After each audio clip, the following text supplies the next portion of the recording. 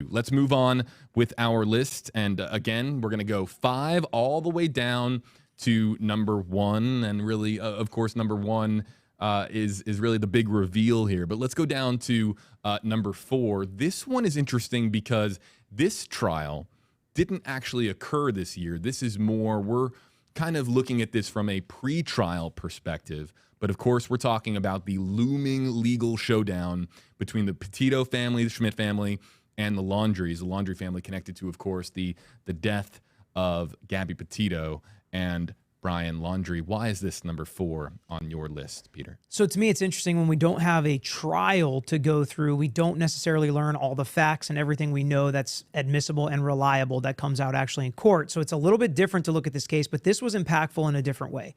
The nation kind of got together and trying to solve this mystery and trying to figure out what happened, trying to find Brian Laundrie when he was on the run. And I think it changed the way that we look at things, and we're seeing it in the Idaho University murder cases. I think they're following some of the same beats as the Gabby Petito situation. Even though those victims aren't missing, there is a fugitive on the run, and people are doing what they can to try to help. And social media is playing a big part.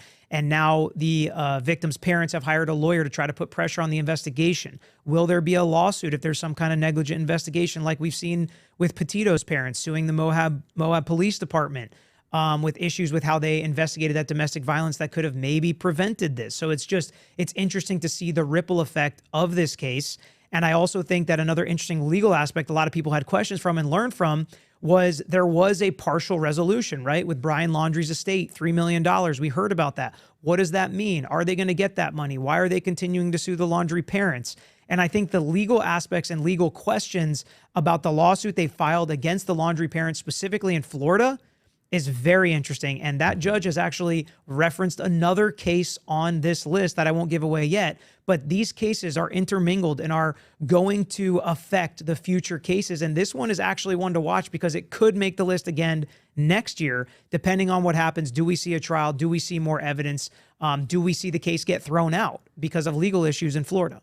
Yeah, and this is the one that I, of course, have the most knowledge of because it's right here in our backyard. It's right here in Tampa Bay, Florida.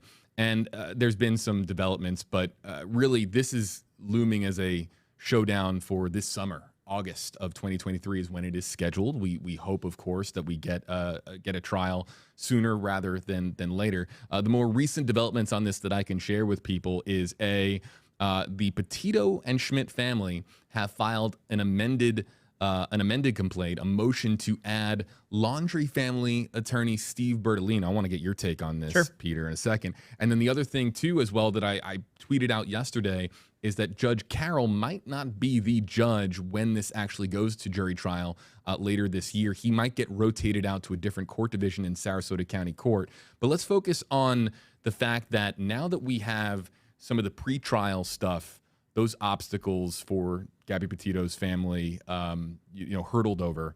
Now they're trying to add Stephen Bertolino to the list. What do you make of that move? And do you think that the Laundrie family attorney will be added as a defendant to this lawsuit ahead of trial this year? So Hunter Carroll, the judge, being rotated out could make a big difference because he's not afraid to make decisions. He's not afraid to read through and see what he thinks the law is and what it says. He's not just going to follow suit and not let an unusual case go forward, as we've already seen. So that could have an impact on the case. It really could. Maybe some other judges wouldn't make as big of a difference. There's some great judges down there in Sarasota, though, so we'll see. As far as Bertolino getting added to the complaint, I thought it was an interesting move. And I think at the end of the day, again, if we look at other cases as well, clients are being held accountable for what their lawyers say publicly. Mm-hmm. And I think it's an interesting kind of tie-in. And I think that the way we're going, it's kind of like two trains coming at each other, so they may as well add him to the lawsuit because we're going to figure out once and for all whether or not this is legally proper. And I think if they're allowing it to go forward against the parents, then they're going to allow it to go forward against Bertolino as well.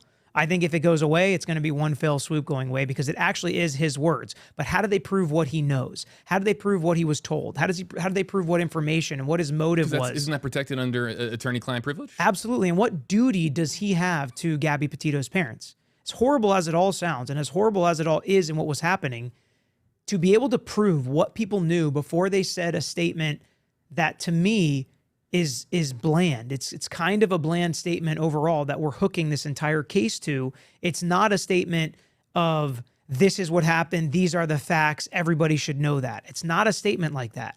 It's we're real sorry. We hope they're reunited. That's basically what the statement is. And it's horrible if you know the truth to say that.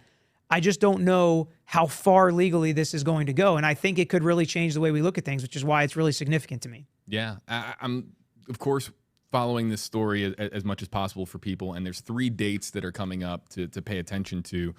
January 24th is when Judge Carroll will hear the motion on whether Bertolino is added as a defendant to the lawsuit. There's also depositions that are scheduled for January. It might not happen in January. I have more about that on Twitter, on my WFLA JB Twitter account.